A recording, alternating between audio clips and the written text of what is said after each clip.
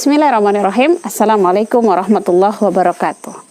Sahabat solihah, para ummahat, para ibu yang luar biasa, apa kabarnya hari ini? Semoga tetap senantiasa bersyukur kepada Allah atas segala nikmat yang diberikan oleh Allah yang tidak terkira bahkan tak terhingga.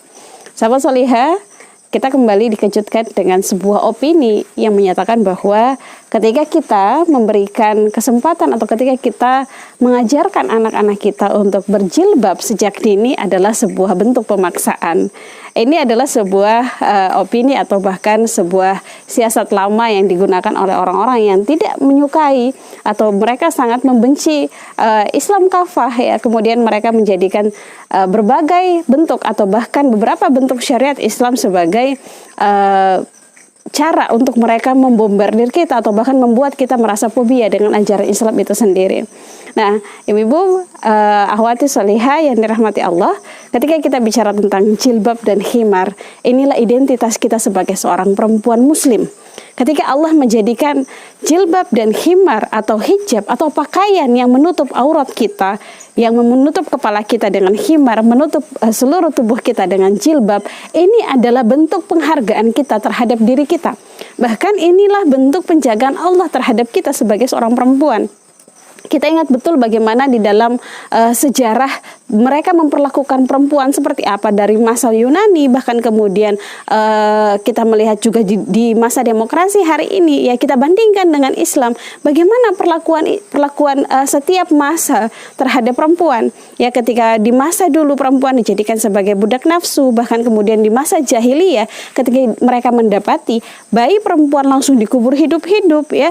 Bahkan kemudian ketika kita pun mendapati di era saat ini yang menganggap bahwa perempuan sebagai objek pemuas nafsu, atau bahkan kemudian di setiap iklan kita dapati bahwa perempuan-perempuan dijadikan sebagai bahan atau dijadikan sebagai objek untuk membintangi iklan-iklan yang nantinya iklan itu bisa memberikan nilai tambah, ya, kepada konsumen, ya, atau bahkan bisa memberikan nilai untuk produk yang sedang diperjualbelikan. Bagaimana dengan Islam? Ketika Islam memandang perempuan adalah sebagai kaum yang dimuliakan, ya, berbeda dengan pemahaman atau pandangan kaum feminis bahwa perempuan adalah kaum yang dimarginalkan. Sangat berbeda dengan Islam. Ketika Islam memandang bahwa justru apa yang diberikan oleh Allah melalui syariatnya, baik itu ketundukan perempuan terhadap suaminya, izin perempuan ketika keluar rumah, mengenakan khimar dan jilbab ketika mereka berada di dalam kehidupan umum, ini sama sekali bukanlah bentuk penekanan atau bahkan bentuk memarginalkan perempuan, tapi justru sebaliknya, ketika Islam datang, Islam memuliakan perempuan. Di dalam hadis dikatakan bahwa al-jannatu tahta aqdamil ummahat, bahwa surga itu ada di bawah telapak kaki ibu, ya. Ketika perempuan justru di masa lalu dilecehkan, dijadikan sebagai objek pemuas nafsu bersebelaka, ya, atau bahkan kemudian perjualbelikan atau dijadi pertukaran, ya, nauzubillah min dzalik. Ketika Islam datang, Islam memuliakan derajatnya, menjadikan dia sebagai surga, ya, di dalam keluarga, di rumah-rumah mereka, ya, menjadikan dia sebagai manajer di dalam rumah-rumah mereka, bahkan kemudian dijadikanlah dia dengan peran yang sangat penting sebagai al-madrasatul ula. Ibu adalah sekolah pertama bagi anak-anaknya, bagi keluarganya.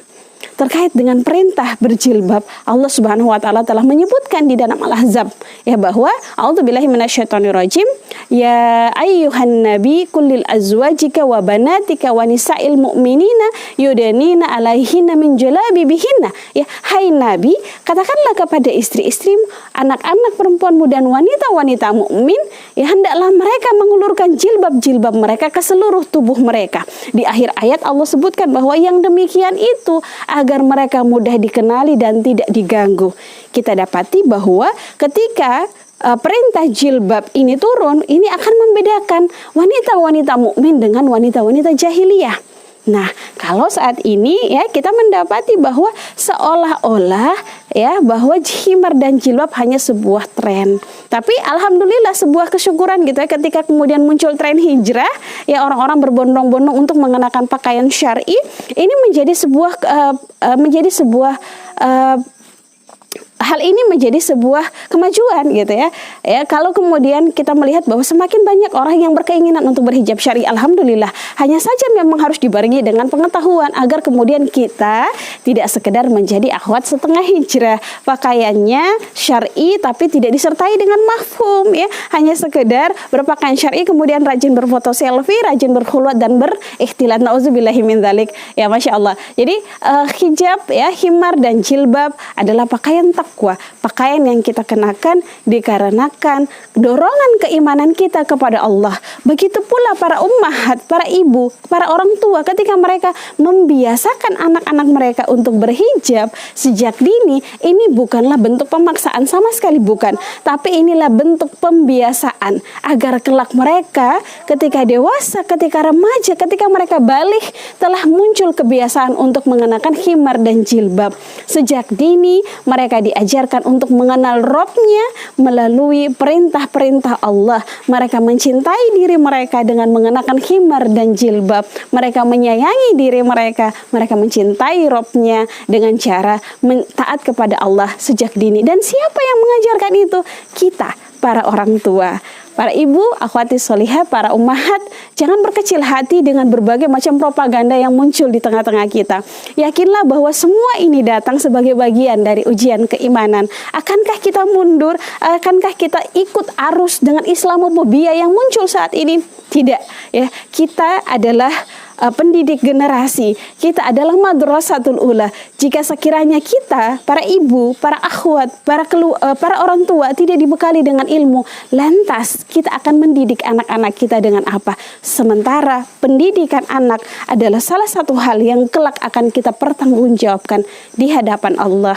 Semoga Allah senantiasa menguatkan kita, ya, menguatkan kaki kita, mengokohkan azam kita, meluruskan niat kita, ya, sembari kita mendidik anak-anak kita agar menjadi anak-anak generasi Rabbani, agar menjadi generasi yang unggul, pejuang Islam kafah, ya, pejuang Islam kafah, dan mereka akan menjadi pembela Islam terpercaya kelak nanti, yang akan menjadikan kita, anak-anak kita yang akan menjadi wasilah kita untuk berkumpul bersama di surganya Allah. Terima kasih, mohon maaf atas segala kekurangan. Assalamualaikum warahmatullahi wabarakatuh.